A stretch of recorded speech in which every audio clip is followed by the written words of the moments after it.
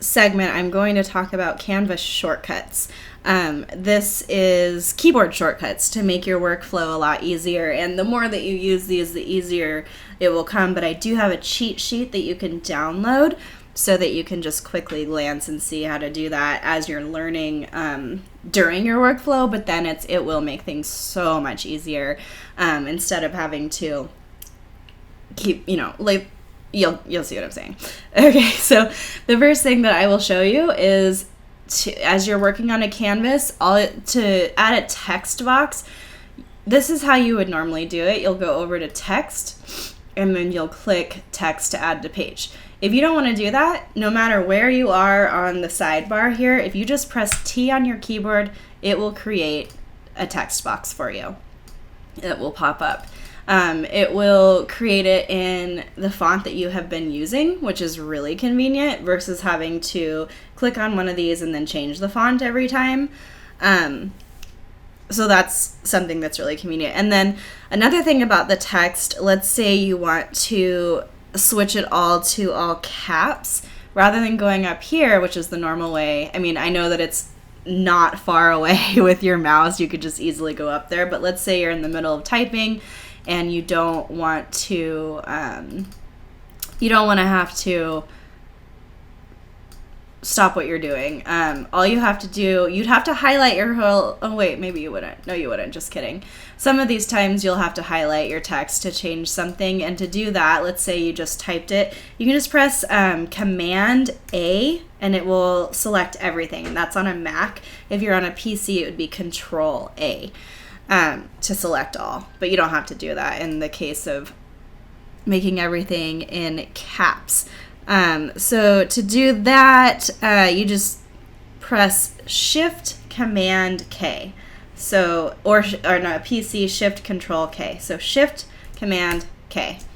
So that's just a keyboard shortcut to switch between lowercase and all caps. Or I guess it wouldn't be lowercase because it's just regular text and then all caps. Okay, so the other part of this is, let's say you want to, I'm going to get rid of this text box. Real quick. Whoops. Okay, so real quick, as you're working, let's say you want to send a layer backwards or forwards. To do that, all you need to do is have that layer selected, and then you could right click and say send to back, which is going to make it go all the way back, or just say send backwards. So see how the frame is, it's behind this box, but it's in front of this picture. Let's say I want it to go behind this picture. I can right click and say send backwards, and then it's behind. But let's say I want it forward, so I don't have to right click and do that.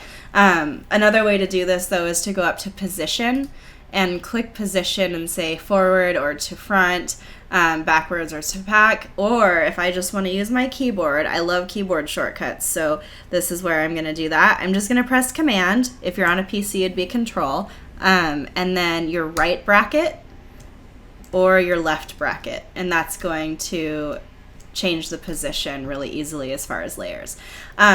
One of the things, so let's say that this graphic is, the frame for whatever reason is a lot larger than the background and it's hard to click the background. If I want to click the the layer behind this rather than having to move it and then click it, all I have to do is press Command while I click, and then it selects the layer behind. So that is another thing that's convenient. Let's say this text box is a lot bigger than the box behind it. I just press Command, click, and then it selects that box behind.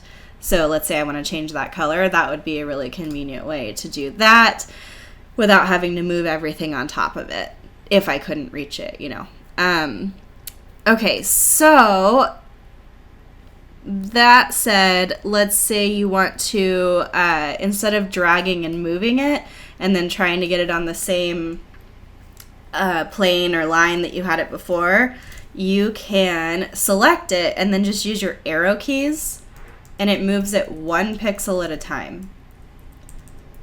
down, up, just use your arrow keys. Let's say that you want to move it 10 pixels at a time. You do the same thing, just hold shift while it moves, and that's going to move it 10 pixels at a time, which gives it a little more, what's it called? Movement.